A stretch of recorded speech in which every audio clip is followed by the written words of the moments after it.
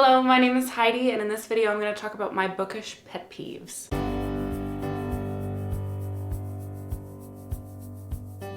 Now, this bookish pet peeve isn't going to be the way stories are written or the way some book reviews are done. It's more about the pet peeves with the physical books. So if you are more of a reader when it comes to ebooks, or you are more into the audiobooks, you may not relate to these pet peeves.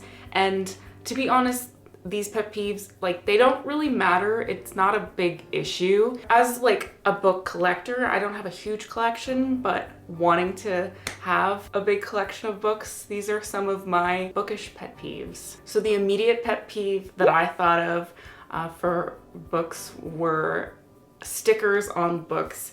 And I mean, I know I could just take the sticker off. This one here, this book had a sticker. I don't even know if you can see it in the camera. It had a sticker right here, and of course I could just peel it off. But I can kind of see the residue of the sticker, and I just know that there was a sticker on this book. It's really frustrating. It's a beautiful book, and it's really annoying to see that, yeah, there was a sticker there before, especially when I want to take like Bookstagram photos and I take the picture and I feel like I have to like touch up this circle spot just because it's bothering me and only me, no one else. That's one of the pet peeves I definitely have. Also, when it comes to stickers, these non-removable printed stickers, I don't like them. I don't care.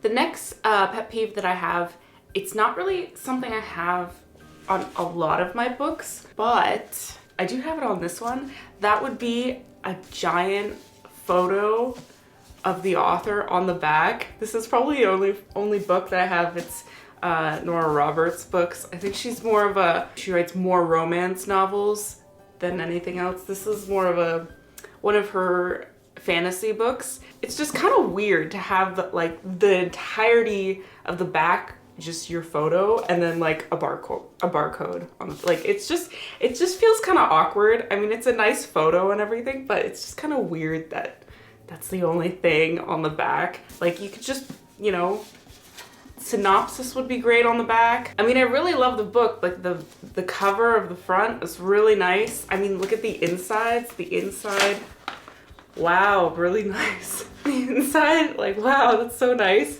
And then it's just kind of odd to have just the giant, I don't know, it's kind of weird. Okay, so another pet peeve of mine is, I don't think a lot of people I don't know if a lot of people will think the same way about this or even care about, or actually they might even like this. And I would say like deckled pages, and they're pages that aren't like, all the pages aren't evenly cut. So it's like some are longer than others. This one definitely has, I don't have too many books of it, maybe one or two, maybe three books. I kind of just don't like it. It's not a big deal. Well, majority of the things I'm gonna bring up, it's really not that big of a deal. It doesn't, like, I can get past it. It's just a little pet peeve of mine. Don't really like it. It's not gonna make me not buy the book that I really want, but I just don't care for it. This one's really frustrating, and that would be mismatched series covers, like the Ember and the Ashes. The series isn't even completed yet. I think the 4th book is coming out December, like in a few days. And I mean, the first cover, it wasn't that bad. Like, I have these two, they're really nice. I don't know what's wrong with them. But then they changed the covers halfway through the series. I mean, it's nice, I really like it. And now the covers look all mismatched. It's strange sitting on my shelf, and it's kind of like, do I now repurchase the first two just to match the next two in the series? It's really frustrating. Or do I just leave it and keep, I mean, it's just a big pet peeve of mine. There's nothing wrong with this. I think this one's really nice. Why not continue with this book cover? I really like it. The next pet peeve of mine is when a new book series is coming out and they only come out with the hard cover hardcover book and you can't have the option for either the paperback or the hardcover. It's just the hardcover. More specifically, the Throne of Glass books.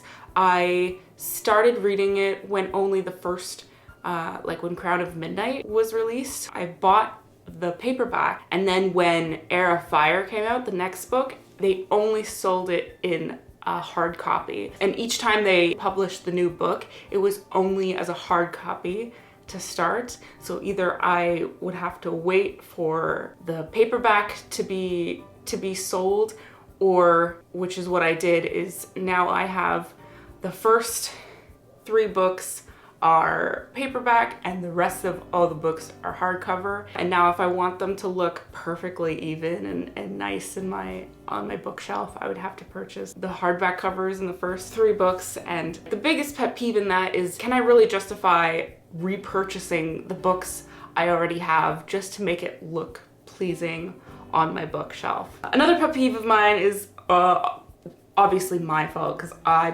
purchased these books this way, and these are the Nora Roberts 1 Year Chronicles of the One. I mean, this is so frustrating to look at. I mean, it's my fault that I bought all 3 of the books in a different size. Probably not gonna repurchase the first 2 just because I don't want to, but look how frustrating that is. I mean, if only they could all just be all paperbacks for all of them in the same height. It's so frustrating. It's just annoying.